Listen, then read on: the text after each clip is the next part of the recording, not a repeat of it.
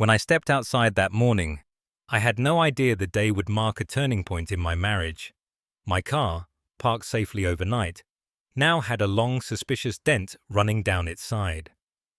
At first, I assumed a careless driver had hit it, but the doorbell camera revealed something far worse. My stepdaughter had snuck out in the middle of the night and taken my car. When I insisted on a real punishment, my wife sighed and told me, "You're not her father."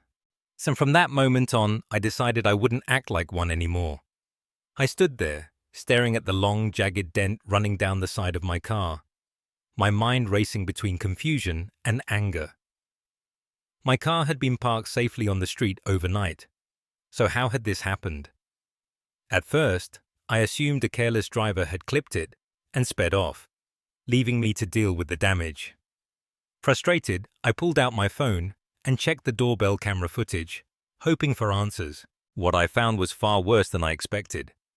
There she was, my 16-year-old stepdaughter, sneaking out of the house in the middle of the night. I watched, stunned, as she crept into the driver's seat of my car and drove off like it was hers to take. My hands tightened into fists as the video continued.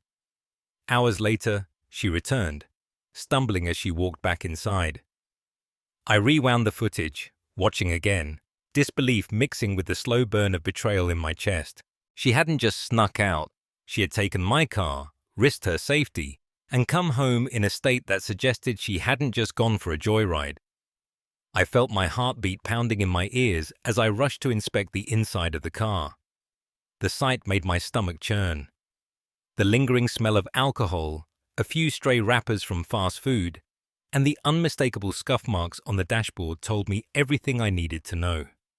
She hadn't just made a mistake, she had made a reckless, dangerous choice. My car wasn't just some object to me. It was something I worked hard for, something I took care of. And more than that, I had always tried to be there for her, to provide, to help her in any way I could.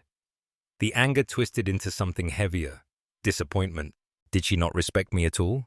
Did she not care what she had done? And why hadn't she said anything?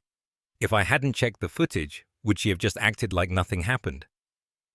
Still trying to process everything, I went straight to my wife. I expected her to be just as furious, to agree that this needed serious consequences. Instead, her reaction caught me off guard. She sighed as if I were overreacting and said she would talk to her. Just talk. I couldn't believe what I was hearing. A talk wouldn't fix my car. A talk wouldn't teach her that sneaking out, driving without a license and coming home drunk was dangerous and unacceptable. A talk wouldn't make her take responsibility for what she had done. I pushed back, insisting that this wasn't something we could just brush off. She needed to be grounded. She needed to find a way to pay for the damage. She needed to understand that actions have consequences. But the more I argued, the more my wife resisted. Until, finally, she looked at me and said the words that changed everything. The words hit me like a slap. "You are not her father." I had opened my home to them, provided for them, been there for them. And yet, in this moment, the moment where discipline was necessary, where I was supposed to be an equal parent, my role was dismissed like it meant nothing. Something inside me shifted right then. If I wasn't a father when it came to enforcing rules, then why was I expected to act like one in every other way? If I had no authority, no say, then why should I keep taking on all the responsibilities of a role I apparently didn't even have? I didn't say another word. I just walked away. But in that moment, I knew things were about to change. As I walked away from my wife after hearing those stinging words, "You're not her father," my mind was a storm of emotions. Frustration, hurt, disbelief. I had been part of this family for 4 years, stepped up in every way I could. Yet when it came to something serious, I was suddenly just an outsider. I could still hear my wife moving around in the other room, probably preparing to have her so-called talk with her daughter. I waited, hoping that maybe, just maybe, she would come to her senses and realize this situation needed real consequences. That she would come back to me and say, "You're right." She needs to be held accountable. But that moment never came. Instead, the next morning, I found my stepdaughter acting as if nothing had happened. She strolled into the kitchen, grabbed a bowl of cereal, and started scrolling through her phone, completely unconcerned. No signs of guilt, no apology, not even a glance in my direction. It was like the giant dent in my car and the reckless decision she made didn't exist. I glanced at my wife, waiting for her to say something, to tell her daughter that she had crossed a major line. But she just continued making coffee, acting as if everything was normal. That was the moment I realized there would be no punishment. No grounding, no consequences. Just a talk that probably lasted 5 minutes before my stepdaughter rolled her eyes and walked away. My anger simmered beneath the surface. I wasn't asking for anything extreme. I didn't want to scream at her or make her life miserable. But this wasn't just about my car. It was about responsibility. About trust. She had broken both, and there had to be consequences. I pulled my wife aside when the kids weren't around, determined to make her understand. She needs to be grounded, I said, keeping my voice steady despite the frustration bubbling inside me. She took my car without permission. She was out all night. And you saw how she came back. What if something had happened to her? She knows it was wrong, my wife replied, sighing like I was exhausting her. I talked to her. She feels bad. Feeling bad isn't enough, I shot back. She's 16. She should be working to fix what she did. At the very least, she needs to get a part-time job to help pay for the damage. She's a kid, my wife countered. She's going through a lot. The new family dynamic, school stress, everything. She made a mistake, but she doesn't need to be punished like this. My patience was slipping. So what? She just gets away with it? She doesn't even have to apologize? My wife crossed her arms. I don't want to make this a bigger deal than it is. I could hardly believe what I was hearing. A bigger deal than it is? My car had thousands of dollars in damage. Our daughter had been out in the middle of the night, risking her safety, possibly drinking or doing who knows what. But apparently, none of that mattered. I exhaled slowly, trying to control the anger rising in my chest. So that's it? No punishment? No responsibility? Nothing? She looked at me, her expression unreadable. I already told you, you don't get a say in this. You're not her father. And just like that, the final nail was hammered into place. I wasn't part of the conversation. I wasn't part of the decision-making. I was just supposed to stand there, open my wallet when needed, drive them to school and take care of things, but I had no real authority, no real voice. If that's how she wanted it, then fine. If I wasn't a father when it came to discipline, then I wouldn't be one when it came to responsibilities either. I stood there staring at my wife, trying to process what she had just said. You're not her father. The words echoed in my head like a slap to the face. I had given everything to this family. Opened my home, my heart, my time, my resources, all to be dismissed in an instant. It wasn't just about the car anymore. It was about what I actually meant in this marriage, in this family dynamic. I clenched my jaw, swallowing back the anger that threatened to spill over. So that's how it is, I said, my voice quieter than I expected. I'm good enough to pay for things, to help when it's convenient. But when it comes to actual parenting, I don't get a say. She sighed, rubbing her temples like she was the one who had to endure something exhausting. It's not like that, she said. I just mean, I'm her mother. I know what's best for her. Do you? I challenged, my frustration rising. Because right now you're teaching her that she can do whatever she wants without consequences. She already feels bad, my wife insisted. She doesn't need to be punished on top of that. I let out a bitter laugh, shaking my head. Feeling bad isn't the same as taking responsibility. If I had snuck out at 16, stolen a car, damaged it, and come home drunk, my parents wouldn't have just talked to me. I would have had to earn back their trust. She's going through a lot, my wife repeated, her voice tired. This new family dynamic, school pressure, she's just acting out. She's acting out because she knows she can, I snapped. Because she knows you'll cover for her. That was when my wife's expression hardened. "You don't understand," she said sharply. "You didn't come into this with kids. You don't know what it's like." I stared at her, stunned. Didn't know what it was like? I had been here, doing everything I could for 4 years.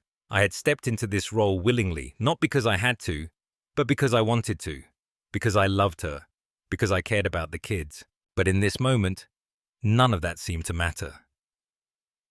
"You're right," I finally said, my voice calmer now, but laced with something colder. "I don't understand. I don't understand how I can be expected to act like a father when it's convenient, but be completely dismissed when it actually counts." She sighed again, exasperated. "Why are you making this a bigger deal than it needs to be?" I let out another humorless laugh. "A bigger deal? My car is wrecked. Your daughter stole it. She could have gotten hurt or worse, and you're telling me I should just let it go?" "She's my daughter," my wife said firmly, her voice final, "and I'll handle it the way I see fit." I nodded slowly, the realization settling in my chest like a weight. "Got it," I said, loud and clear. Something inside me shifted at that moment. I had spent 4 years trying to be a father to these kids, trying to build a family with my wife. But now I knew the truth. I wasn't really part of this family. Not the way I thought I was. Not when it mattered. If I wasn't her father when it came to discipline, then I sure as hell wouldn't act like one when it came to responsibilities. The moment my wife said, "You're not her father," something inside me shut off. I had spent 4 years trying to be a father, trying to be a role model, trying to create a family with her and her kids. But if I wasn't considered a father when it came to discipline, why should I be one when it came to responsibilities? That night, as I lay in bed staring at the ceiling, my mind replayed every sacrifice I had made. The countless rides to school, late-night grocery runs because one of the kids needed something for a last-minute project, the money spent on sports fees, doctor's visits, and everyday necessities. Every single thing I had done without question, because that's what a father does. But now I wasn't a father, I was just some guy they lived with when it was convenient for them. So, the next morning, I made a decision. I wasn't going to argue anymore. I wasn't going to fight to be seen as an equal parent when my voice clearly didn't matter. But I also wasn't going to continue carrying all the responsibilities of a father while being treated like an outsider. It started small. The kids had a doctor's appointment coming up for their annual sports physicals. Normally, I'd be the one to take them because my wife's work schedule made it difficult. But this time, I didn't offer. When she asked me about it, I simply said, "You're their mother. You'll figure it out." She gave me a confused look. "I can't just take off work like that." I shrugged. "Then reschedule, or see if one of their real fathers can take them." Her jaw tightened. "You're being ridiculous." But I wasn't. I was being exactly what she had told me I was, not their father. When the first day of school rolled around, I didn't get up early like I always did to drive them. I stayed in bed, listening as my wife rushed around, trying to figure out how to get them there on time. Eventually, she had to call out of work to do it herself. That night, she confronted me. "Why didn't you take them to school?" I looked at her, my expression calm. "Because I'm not their father." Her face turned red with frustration. "So you're just going to stop helping? Stop being an adult?" I let out a short laugh. "I'm still an adult. I still live here. I still make sure they're safe, they have food, and that the lights stay on. But all that extra stuff, the things a father would do, that's not my job anymore." She stared at me, speechless for a moment, before shaking her head. "You're being petty." Petty? I thought. No, this wasn't petty. This was clarity. For years, I had given everything without asking for much in return. I had stepped into the role of a father because I thought that's what I was supposed to do. But the moment I tried to enforce real parental authority, I was reminded that I had no right. Fine. If I wasn't a father when it came to discipline, I wasn't going to be one when it came to responsibilities either. I wasn't their father, and now I was done pretending I was. Days passed, and the tension in the house grew heavier with each passing moment. My wife barely spoke to me, and when she did, it was short and clipped, filled with frustration. The kids noticed the shift too, especially my stepdaughter. She had expected everything to go back to normal after her mother talked to her, but things weren't normal. I no longer reminded her to do her homework. I didn't ask about her day. I didn't drive her to her practices or help her with anything that wasn't essential to her survival. I wasn't mean or spiteful, I was just absent, the way an outsider would be. It didn't take long for the household to start feeling the effects of my withdrawal. One morning, my wife was running late for work. She rushed around trying to get the kids ready for school. Normally, I would have stepped in without hesitation, but this time, I sat at the table, sipping my coffee, watching as she scrambled. She turned to me, frustration clear on her face. "Are you seriously just going to sit there?" I shrugged. "I'm not their father." Her lips pressed into a thin line, but she didn't argue. Instead, she hurried the kids out the door, grumbling under her breath. That night, she finally snapped. "This has to stop," she said, arms crossed as she stood in the doorway of our bedroom. "You're punishing me. You're punishing them." I looked at her, setting my phone down. "I'm not punishing anyone. I'm just doing what you told me to do." She let out a sharp breath. "You're acting like a child." "No," I said, my voice calm but firm. "I was treated like an outsider, so I'm acting like one." She shook her head. "You're their stepfather. You knew that when you married me. You don't just get to check out because you're mad." I let out a bitter chuckle. "No, I don't get to check out. But you get to dismiss me the moment you don't like what I have to say. You get to decide when I'm part of the family and when I'm not." She looked away, silent. "It doesn't work like that," I continued. "Either I'm in this as an equal or I'm not. You can't have it both ways." She swallowed hard. "You're making things harder for everyone." I nodded. "Yeah. And you made things harder for me when you shut me down. When you told me I don't get a say because I'm not her father. I don't want to fight with you, but I also won't be a part-time parent, only responsible when it's convenient for you." She stayed quiet for a long time. Then, with a frustrated sigh, she turned and walked away. That night, as I lay in bed alone while she stayed in the living room, I realized something. This wasn't just about the car. It wasn't just about discipline. It was about respect, about my place in this family. And if my wife wasn't willing to acknowledge that, then maybe this wasn't the family I thought I had built after all. As I lay there in the quiet of our bedroom, the weight of everything settled on me. This wasn't just a battle over discipline or respect. It was a breaking point. I had spent years giving everything to a family that only saw me as a father when it was convenient.